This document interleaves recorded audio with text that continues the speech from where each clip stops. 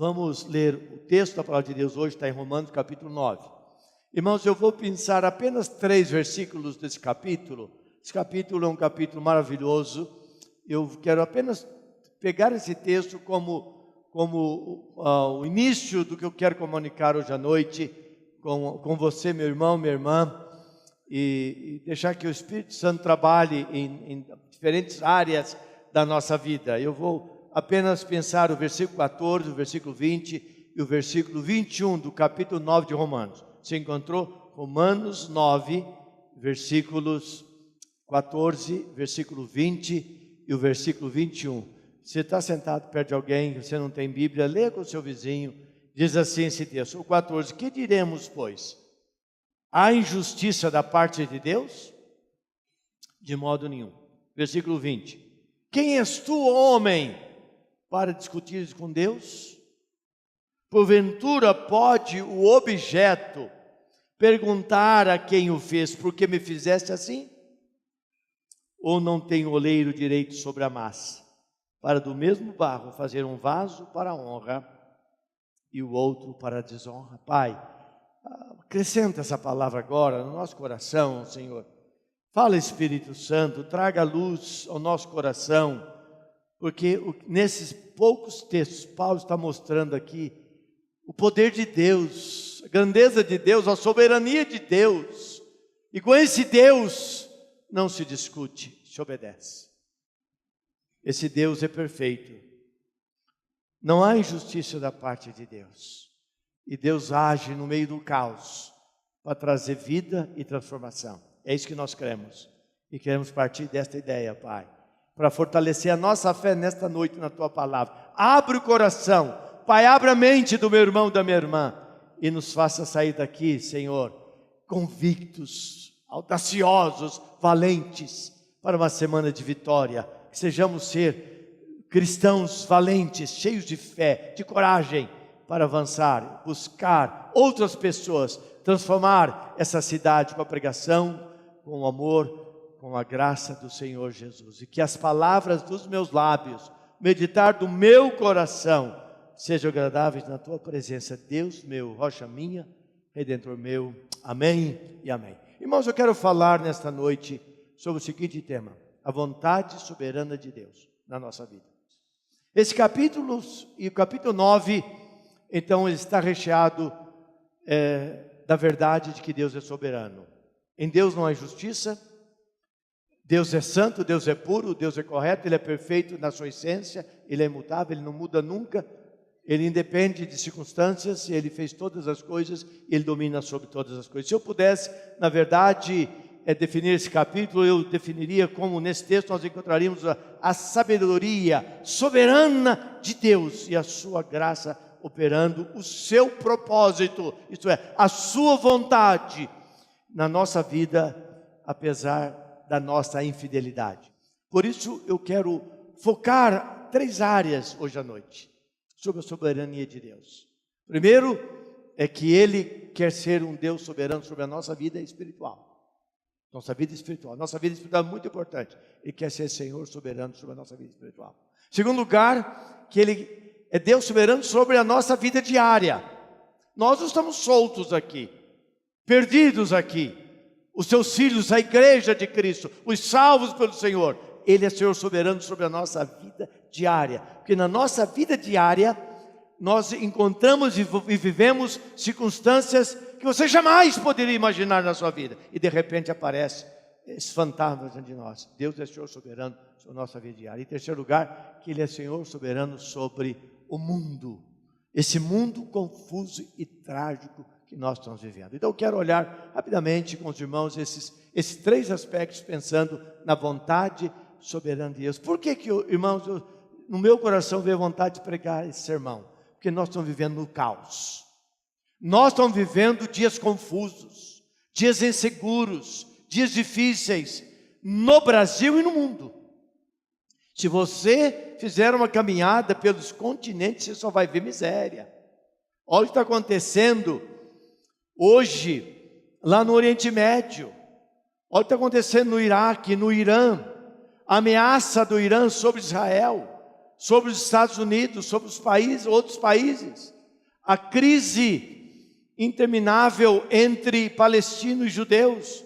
Esses dias a crise da eleição ali em Israel, para saber quem ia continuar liderando aquela nação, seriam os liberais ou um homem mais seguro que ainda continua protegendo Israel de todos os ataques. E nós sabemos que Israel é o relógio no sentido do plano de Deus sobre a terra.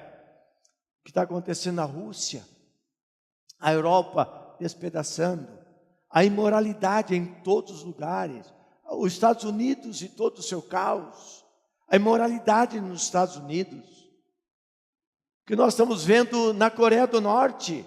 Vocês viram que esses dias o coreano do Norte atravessou a Coreia do Sul e tentou assassinar, na verdade, uma autoridade americana. O mundo vive numa insegurança tremenda. Olha o que nós estamos vendo no Brasil, essa pouca vergonha no Brasil, essa imoralidade na política brasileira, essa roubalheira na política brasileira sobre o patrimônio do povo brasileiro, que nós estamos vendo e parece que nada acontece. O esquema no Supremo Tribunal Federal de colocar Toffoli, que foi recentemente o advogado de Lula e do PT, para julgar o caso dos condenados do Petrolão, que roubaram bilhões de dólares do Brasil. América Latina. O que está acontecendo aqui, o nosso vizinho Venezuela, a crise da Venezuela, agora aquele presidente pediu permissão, e ele já é o todo-poderoso, ele manda na nação, é um ditador de esquerda, para poder fazer o que ele quiser, ele tem autoridade única e suprema. Está acontecendo na Bolívia, na verdade o corredor das drogas, da cocaína, que tem destruído a juventude do mundo inteiro. E irmãos e irmãs, nós poderíamos enumerar tantos outros lugares. O mundo está em caos. Politicamente falando, socialmente falando, espiritualmente nem se fala. Moralmente, então, nós vivemos uma época em que o homem está perdendo o seu valor. O homem, a mulher, o ser humano está perdendo o seu valor.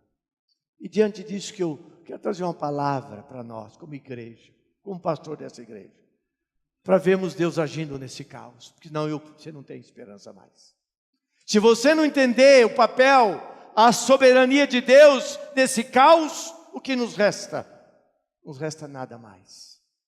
Porque Jesus Cristo veio para consolidar, Jesus veio para autenticar o grande plano de Deus de livramento e salvação para aqueles que se renderam aos pés dele.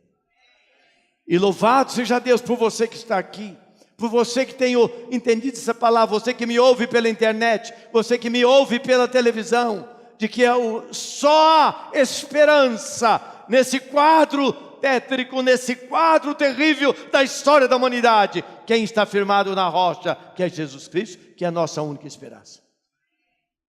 E Jesus é quem nos traz uma palavra de grande conforto num momento como este. Os capítulos 14, 15 e 16 de João é um momento transitório no ministério, na vida de Jesus. Jesus começa a falar de coisas bem práticas. Ele se despede dos seus discípulos. E no capítulo 16 ele disse o seguinte: essas coisas eu digo para que tenhas paz. Ele diz: no mundo passais por aflições. Mas ele não coloca um ponto final aí. Ele diz: mas, este mas da Bíblia é muito rico, é muito importante. Essa palavra de advertência. Mas, tende bom ânimo, porque eu venci o quê? O mundo. Nesse exato momento, irmãos e irmãs, o Senhor Jesus Cristo, Ele estabelece para nós, para a sua igreja, a convicção da soberania de Deus nos quadros mais caóticos da vida do ser humano e da história da humanidade. Não sei quantos aqui já tiveram oportunidade de ler um pouco sobre João Calvino. João Calvino foi um homem muito, muito especial na história da teologia reformada. Ele, na verdade, estabeleceu princípios sólidos da fé que nós temos baseado nas Escrituras e no Novo Testamento. Ele foi um famoso teólogo, pensador, filósofo, pastor no século XVI. E ele, na verdade, João Calvino, ele nos ajuda a entender melhor esse tema. Porque estudando Romanos, estudando a Bíblia, ele entendeu a importância, o lugar tremendo da soberania de Deus. Quando ele começou a compreender os atos da vontade soberana de Deus sobre a vida do mundo, de todas as coisas. O Calvino, irmãos, ele viveu numa época muito difícil, muito confusa, numa época de crise. João Calvino viveu numa época em que o mundo estava em decadência. Houve a queda do feudalismo, naquela época, que foi uma desestrutura daquela sociedade, daquela época. Depois, novas nações independentes se tornaram naquela época. Segundo, o desenvolvimento de um novo sistema econômico surgiu nesta época, e também a descoberta de novas nações, de novos continentes. Tudo isso fez com que o povo do século XVI da Europa se encontrasse numa situação de muita insegurança. Ninguém sabia mais o que estava acontecendo e o que poderia acontecer. E foi neste quadro, meus irmãos, que João Calvino, então, estudando a Bíblia, ele entendeu. E quando chegou aqui em Romanos capítulo 9, João Calvino entendeu: ninguém tem direito de discutir com Deus. Ninguém tem direito. E saber que Ele vai lutar por você e por nós. Ele pode todas as coisas. O que significa? Primeiramente, irmão, significa que Deus quer ser o Senhor soberano da nossa vida espiritual. Nossa vida espiritual é muito importante. Na verdade, a vida espiritual é a essência da nossa vida. O resto durará pouco tempo. Quanto tempo um homem consegue manter a sua juventude, mantém com forças para andar, energias para gastar, mente para pensar, habilidade para trabalhar? Os anos são muito curtos. Minha avó morreu com 103 anos de idade. Eu já falei isso aqui para vocês. Mas quando ela tinha 90 e poucos anos, eu já pedia para morrer. Ela dizia para mim, era uma mulher muito temente a Deus. Ela falou: filho, eu não tenho razão de viver mais. Eu não ouço bem mais. Eu não me sinto bem mais. Eu não consigo sair de casa sozinha. Eu tenho mil dificuldades. Eu me sinto aqui atrapalhando os outros. Eu quero ir para a casa do meu pai. Lá é o meu lugar. A minha vida que eu já vivi, o que eu tinha que fazer, eu já fiz. Por quê? Porque, irmãos, ela sabia, e nós sabemos que a nossa vida é efêmera. O nosso corpo tem um tempo que ele continua sendo bonito, nosso rosto todo esticadinho, nosso cabelo pretinho. Às vezes a gente usa umas químicas aí para não ficar com cara de velho, não é verdade? Mas a coisa vai ficando totalmente transformada, porque nós temos um tempo. Nós queremos investir muito tempo nisso que é temporal. Nós queremos investir muito tempo naquilo que é emocional. Mas quanto tempo nós estamos gastando com a nossa vida espiritual? Essa é a única que vai perdurar. É isso que vai ficar. É isso que vai transpor todas as coisas que estão ao nosso próprio redor. A essência, o nosso espírito, o nosso relacionamento, a nossa intimidade, a robustez da nossa convicção, do cuidado de Deus na nossa própria vida. Porque nós sabemos, irmãos, que o Deus que conhecemos é o Deus que nos amou, que o Deus que nos escolheu, que nos trouxe para si. Que o apóstolo Paulo, ele diz que o Espírito Santo, ele intercede por nós com gemidos inexprimíveis. Por que tanto interesse do Espírito Santo em orar por nós, em interceder por nós? Que Deus se interessa pela nossa vida espiritual. Ele quer nos ver fortes. Ele quer nos ver robustos. Ele nos quer ver homens que estão buscando a Deus. É gente que ora de madrugada. É gente que faz jejum. É gente que tem autoridade sobre Satanás e seus demônios. Tudo que envolve o crescimento espiritual agrada a Deus. O que Ele vai trabalhar é com esse material chamado a nossa espiritualidade, a nossa vida nele, a nossa entrega nas mãos dele. Ele diz que o Espírito Santo, ele intercede por nós com gemidos inexprimíveis. Irmãos, gemidos inexprimíveis é com toda a força do céu. é com vozes celestiais. Eu imagino o Espírito Santo e com todos os anjos celestiais, em vozes diferentes de adoração, intercedendo por você e por mim. Deus quer usar a nossa vida, mas para isso Ele tem que dominar a nossa vida com Ele, o nosso relacionamento. Quando nós estudamos o Evangelho de João, se nós pegarmos os primeiros capítulos do Evangelho de João, mostra o projeto de Deus da busca do homem.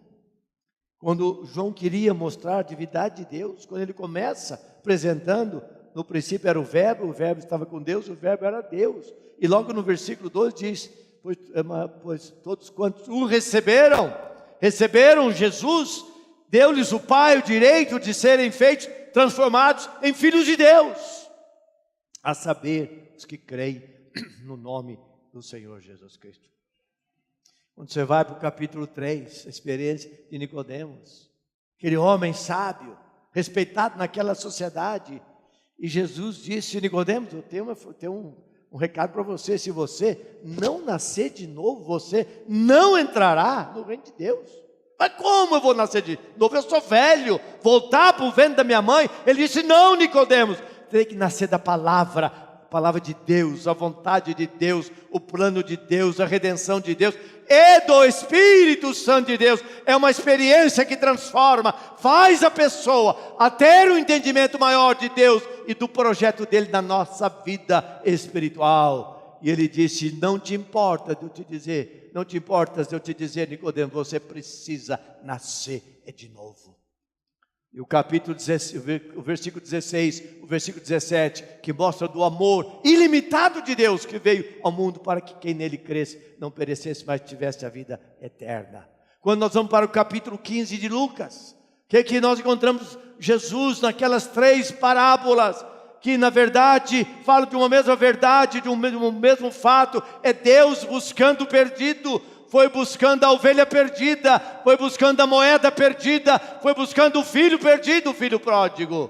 É Deus controlando, é Deus sendo Senhor, Deus sendo soberano, Deus conduzindo, Deus cuidando da vida espiritual de cada um de nós. Irmãos, a iniciativa é dele, Ele que vem até nós, Ele quer nos levantar, Ele quer nos usar de maneira poderosa, maravilhosa e gloriosa. Você, meu irmão, minha irmã, presta atenção. Você, meu irmão, você, minha irmã, é muito importante. Mas em segundo lugar, irmãos, Ele também é Senhor soberano da nossa vida diária. Todos nós aqui, domingos levantamos, nós temos o dia para o trabalho, temos a noite para descansar, e nós vivemos de dia em dia. O cotidiano é uma realidade na vida de todos nós. Tiago capítulo 4, vamos abrir lá rapidamente esse texto, quero ler com vocês. Tiago capítulo 4, versículo 14, diz assim, Tiago 4,14. Tiago 4,14. Vê se você acha aí, compartilhe com o seu vizinho. Tiago 4,14 diz assim: vós não sabeis o que sucederá amanhã. E é uma grande verdade. Se alguém sabe o que vai acontecer com você amanhã, você está adivinhando que você não sabe. Você imagina. Você planeja, mas você não sabe. Que é a vossa vida? Ele diz, ele responde, sois apenas como neblina, que aparece por instante, e logo o quê? Dissipa, logo vai embora. E é assim mesmo, a neblina é assim. Começa de manhã, bate o raio solar, de repente acabou a neblina. A nossa vida é semelhante assim. O que é a nossa vida, meus irmãos? Nossa vida diária, precisamos muito da intervenção da graça de Deus na nossa vida diária, no nosso dia a dia, muitas surpresas. Nós vivemos com surpresas tremendas todo dia. Na nossa vida pessoal, de repente, você descobre uma enfermidade que você não tinha plano, você estava fazendo projetos, você estava sonhando, e de repente, você vai no médico, é uma dor, é um exame, é uma biópsia, é um câncer, é uma quimioterapia, é uma radioterapia, e aí só o milagre de Deus na sua vida. Seu casamento está uma beleza, está tudo certo, está uma coisa maravilhosa, e de repente, aquilo explode. Você fala, não conhecia esse marido. A mulher fala, O marido fala, não conhecia essa mulher. De repente, o casal, o filho foi preso. O filho estava com drogas. O filho fez uma viagem, foi com maus elementos, carregando droga, está preso. Quantas coisas acontecem no dia a dia. Você está bem no seu trabalho, fazendo sonhos, fazendo compromissos, construindo a sua casa, e de repente algo acontece e aquela situação é transformada na sua vida. São circunstâncias, irmãos, do dia a dia, que podem mudar totalmente o rumo da nossa existência. E como é possível? E aqui vem a pergunta, como é possível encontrar paz, segurança, alegria, num contexto tão inseguro como este? Como é possível? No meio de tantas ameaças que estão tentando nos destruir.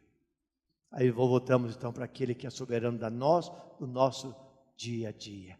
Aquele que é Senhor do nosso dia a dia. Nossa vida está nas mãos dEle. Ele vai conduzindo a nossa história. Ele vai, na verdade, direcionando para o caminho melhor do que Ele. Porque no nosso dia a dia, irmãos, nós temos muitas forças antagônicas. Começando com as crianças. Veja o que a televisão tem jogado dentro da nossa casa. Nós, irmãos, não investimos. Deus não foi soberano na nossa vida espiritual e nós não fizemos as escolhas certas. E na nossa vida diária, nós não temos deixado Deus trabalhar. E cada um encontra o seu espaço e decide o que deve fazer. Hoje a coisa é assim. Na minha época, meu pai determinava. Eu cresci com meu pai determinando. Vamos fazer isso e acabou. Na minha casa não tinha isso. Eu não como isso, eu não como aquilo. Hoje é assim, filho, você gosta disso? Filho, você aceita fazer isso? Você quer isso? E nós estamos criando os nossos filhos de uma maneira que eles não têm condição de escolha. Porque não somos nós, com a nossa experiência de pais, baseados numa premissa furada. Não adianta oprimir o adolescente. Porque quando você fala que tem que fazer, ele se rebela. É porque, na verdade, ele já foi criado de uma forma errada. Depois não adianta querer consertar mais. O que vai ser a futura geração, meus irmãos? Nossos filhos sendo criados para quem? Sendo criados para Deus, para o reino dEle, para o mundo. Eles vão gostar mais das coisas do mundo do que das coisas de Deus.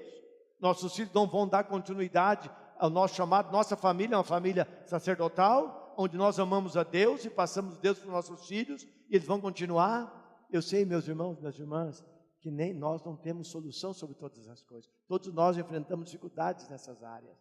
Mas uma coisa que eu quero dizer nesta noite, eu creio e confio nisso, que Deus precisa ser Senhor da nossa vida espiritual. Porque Ele traz a solução. Israel estava diante de uma grande ameaça. Os filisteus estavam armados para eliminar o povo de Israel. Havia um grande guerreiro, temido por todos naquela ocasião. A voz dele era como um grande alto-falante, chamado Golias. Diz que Saul, aquele rei medroso, tremia até os dentes quando ouvia falar que os filisteus vinham agora contra o povo de Israel. E Deus levanta o menino desapercebido, o menino que andava descalço, o menino sem nenhuma habilidade, mas era um moço guiado por Deus, chamado Davi. Era um moço temeroso a Deus. Na sua casa havia a presença de Deus. Ele havia aprendido que tem que depender de Deus, confiar no Deus da sua família, o Deus verdadeiro, o Deus do céu. E ele vai para lá. O irmão dele fica bravo, e ele falou: olha, eu vou lutar com esse homem, que eu não vou com armas, eu não vou com habilidade, mas eu vou em nome do Deus Todo-Poderoso, na ousadia que nós hoje precisamos de ter como cristãos que nós somos, diante da sociedade que tão caída que nós estamos vivendo. E colocaram uma roupa de guerreiro, ele, coitadinho, mal, não sabia sair do lugar. Olha o Davi lá, negócio aqui, ele não falou: arranca esse troço de mim, arranca esse troço de mim. E ele vai, cata algumas pedrinhas, 5 pedrinhas, pega uma funda, falou: essa aqui é minha arma, só para dizer que eu não vou com nada, que quem vai derrubá-la é Deus. Ele roda aquela pedra, uma única pedra, atinge a fronte daquele homem, ele cai, Davi pula em cima dele, pega a espada dele e corta a cabeça fora. É Deus que dá a vitória, meus irmãos, no nosso dia a dia. Mas nós temos que deixar que Ele seja Senhor, soberano na nossa vida diária. Tudo vai mudar na nossa vida, irmão. Mesmo que você esteja vivendo uma experiência ruim nesse exato momento. Você tem que crer que Deus pode todas as coisas. E em último lugar, eu quero encerrar logo em seguida. Deus é o Senhor. Mundo que nós vivemos. Esse mundo confuso e trágico. Onde eu olho, irmãos, eu vejo isso. Você também, porque nós vemos as mesmas coisas. Indubitavelmente nós estamos sob efeitos, irmãos, de grandes lutas que se travam entre forças antagônicas. O mundo está assim. Em todos os cantos nós olhamos, já descrevi um pouco as crises em várias partes do mundo e continentes. Nós acabamos de ver. Agora esse Estado Islâmico tentando excluir os cristãos. Todo dia você vê nas notícias cristãos sendo mortos. Dos que nós sabemos, morre cristão todo dia nesses países perseguidos. Síria, Iraque, esses países muçulmanos na África, eles são destruídos, estão sendo acabados. Crise de todos os lados. De um lado, então, nós temos essa guerra. Nós temos o comunismo falido de Cuba, tentando influenciar de maneira drástica e por um fio de linha, quase que ele domina a nação brasileira. Porque já entrou na Venezuela, já entrou na Bolívia, já entrou na Argentina e ainda não conseguiu entrar no Brasil. E olha, meus irmãos, Deus é soberano mesmo, que não fosse esse escândalo do Petrolão, se fosse aquele primeiro ano de Lula, todo mundo comprando carro, todo mundo comprando isso, todo mundo contente que está ganhando dinheiro, de um dia para a noite, esse bolivarismo da esquerda estaria detonando no Brasil um golpe de Estado de esquerda, nós estaríamos debaixo de forças comunistas e oprimidos. E Deus está usando para alertar o povo. É o povo na rua, é o povo batendo panela, é o povo saindo, é o povo gritando, é o povo anunciando. Hoje eu li na Folha de Londrina, porque hoje há muito questionamento se Dilma pode ter um impeachment ou não. E diz que tem que ter dolo. Ninguém está vendo dolo, porque tentaram acusá-la, mas o Ministério Público Federal descartou o nome dela, grande pressão no Congresso Nacional. Então esse grande juiz, esse grande jurista deu um parecer de que há possibilidade de impeachment, porque na verdade ela faz parte de um todo contexto, desde a época que ela é diretora da Petrobras, onde já existiam essas coisas, ele é presidente e ela está se omitindo. Então nós estamos vivendo, meus irmãos, uma situação, na verdade, de catástrofe no Brasil, de insegurança no Brasil. Mas nisso tudo a gente começa a ver também a mão soberana de Deus, para nos livrar de uma coisa pior, de uma força dominadora do mal, com as nossas liberdades sendo tiradas de nós, e nossos filhos serem tão somente escravos na mão desses déspotas que vão se levantando nesse sistema que está diante de nós, o bolivarismo de esquerda, que é o ditador de esquerda e sobre todos nós. Então nós estamos de um lado a democracia brasileira sendo ameaçada.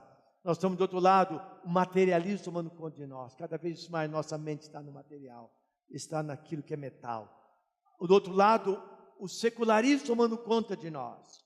Vão tomando forma. Irmãos, já não tem muita diferença entre a nossa postura de cristão e não cristão. A forma como nós nos postamos, como nós nos relacionamos, até como nós nos vestimos. Não há mais diferença. O secularismo vai tomando conta da igreja. Irmãos, eu odeio o legalismo. Jesus nunca falou sobre o legalismo. Jesus falou que nós temos que ser sal e luz. Mas para ser sal e luz, eu preciso refletir do lado de fora o que eu tenho do lado de dentro. Você concorda comigo? Eu tenho que refletir do lado de fora o que eu tenho do lado de dentro. Na minha vida ética, nos meus relacionamentos, para sermos sal e luz. Esse é o grande desafio. O Sermão do Monte é um grande desafio para a igreja de hoje. E Deus quer trabalhar em nós. Irmãos, então, só resta uma esperança.